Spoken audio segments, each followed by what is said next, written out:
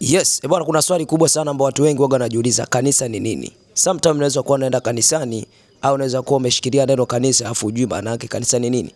Ngoja tupate hapo dondoo kidogo na fafanuzi kuhusiana na kanisa. Niko na Pastor Ushindi mahali hapa, ataanza kutuelezea kanisa ni nini. Karibu sana Pastor Ushindi. Okay, asante sana.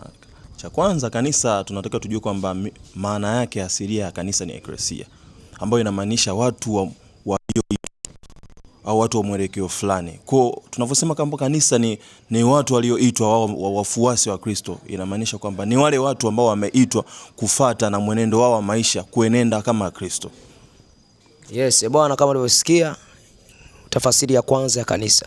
Lakini pia niko na rafiki yangu Pastor hapa, atajitambulisha ni nani, then atakwambia tafasiri nyingine ya kanisa ni nini. Mimi naitwa Pastor Jose. Namna mojawapo nyingine ya kanisa, Yesu alisema enendeni ulimwenguni kote mkawafanye mataifa kuwa wanafunzi wangu. Leo watu wanahangaika sana kuwafanya watu wawe wafuasi wao.